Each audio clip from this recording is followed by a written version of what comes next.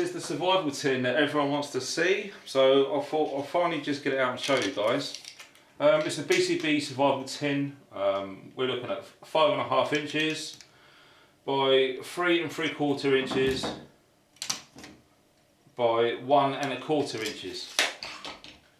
And well, we might as well weigh it, I suppose, because people are going to want to find out, aren't they? So let's see, shall we? We have got 1.2 pound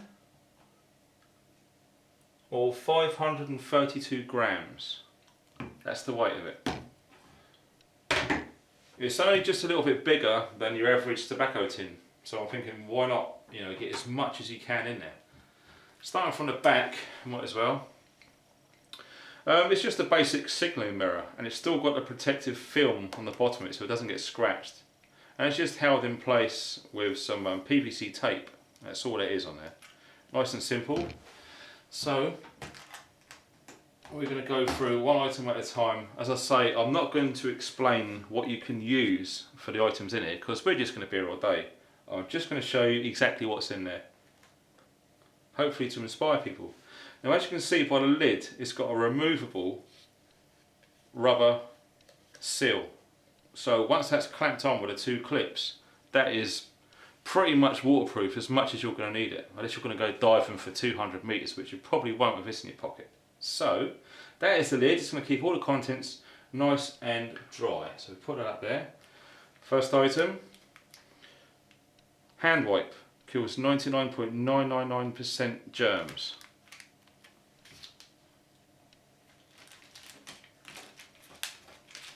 Put that back in there.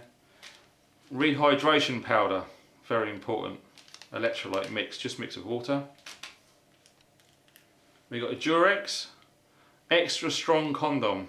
Try not to get the lightweight ones if you can, strong as possible, because you don't want that breaking. You really don't. A little morale boost, English breakfast tea. Burn shield. So if you do burn yourself, it's going to pretty much sort your symptoms out, albeit on a very small scale. A little signalling mirror there, again with the hole in the middle so you can look for planes and such like. Makes it a lot easier to look through the viewfinder and signal that way. Comes with its own piece of string.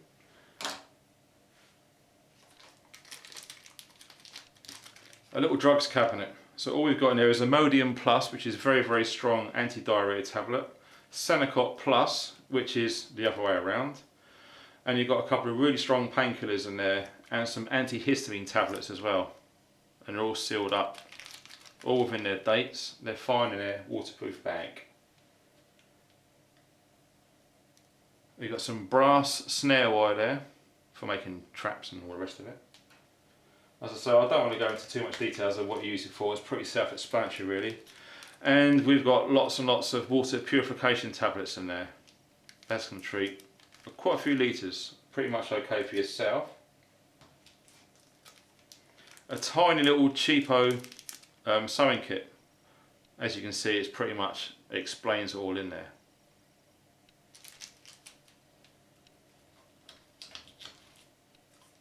And some 70% IPA alcohol really, just pre-injection swabs, but they're great for wound cleaning and such like.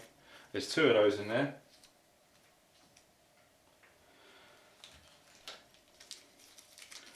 Now these are a good item which I haven't seen in anyone else's first aid kit. These 2 items here are chewing gum. Not just any chewing gum, these are actually US military issue. They're high caffeine gum. Each one of these tablets is pretty much an equivalent to a double espresso. So if you're really on your ass and you need a helping hand, you get that down your neck, chew them for 5 minutes, spit them out because they taste horrible, and you're going to be buzzing for at least an hour to get you to somewhere important if you really need some help. So that is backup only, and they're not going to be used just for the fun of it. Got a bit of steel wool there for fire lighting with battery terminals.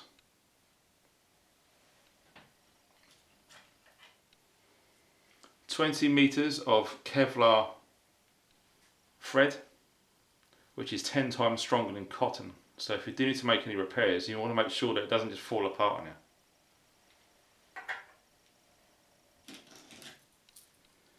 Got a Gerber multi-tool, mini suspension P. As you'd expect from most multi-tools, all of the pieces that are on there can help you out. So if you want to check this out, it's the mini suspension P. And that's what that's all about. And another blade, this blade's always good. A Spyderco Grasshopper there.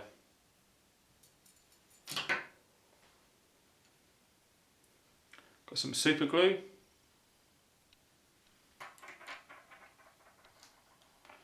And you've got some fire starter there by Sol, and you can just fluff that up, take a spark, and that will go for probably about 2 minutes, 3 minutes at a push to get your emergency fire started.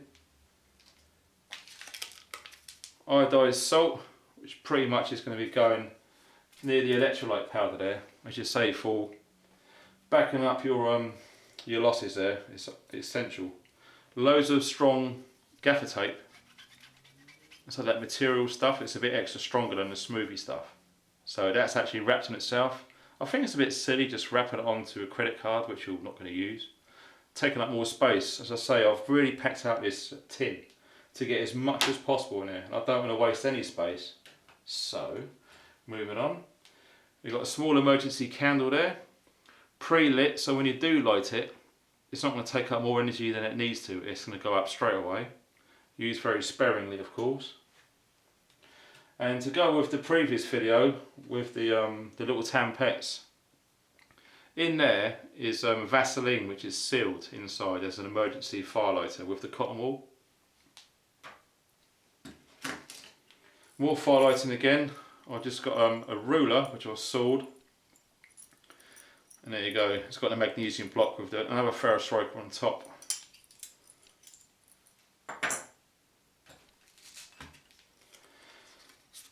Frontal lens magnification in its own protective little wallet so it doesn't get scratched.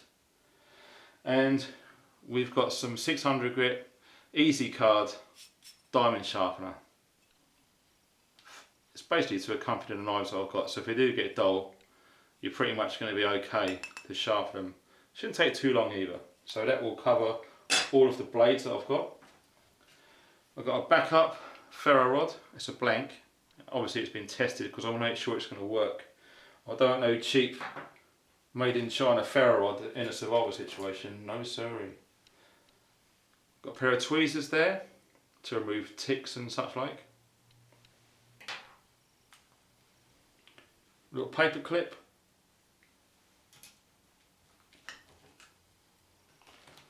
Couple of tie wraps there, 3.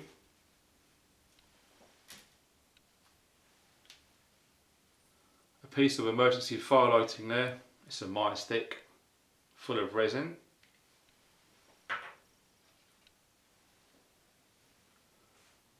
A fishing hook with lure and a little guard over it so it doesn't get bent up and spiked on anything else.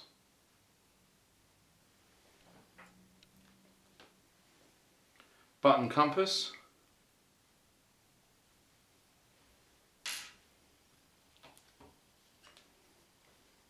A safety pin.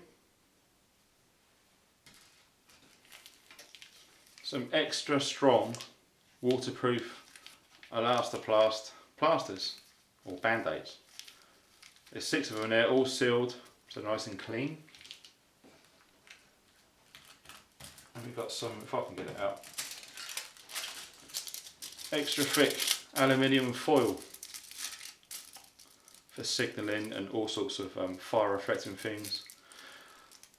Untold uses, tin foil.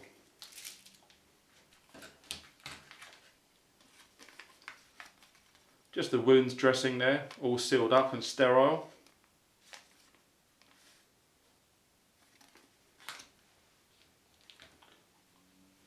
A sailmaker's needle, extra strong. I mean, that's going to go through canvas and all sorts of things. You're not going to be breaking any small flimsy needles.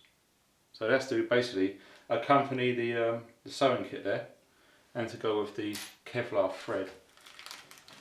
And running out right to the end, there's a few Ziploc bags.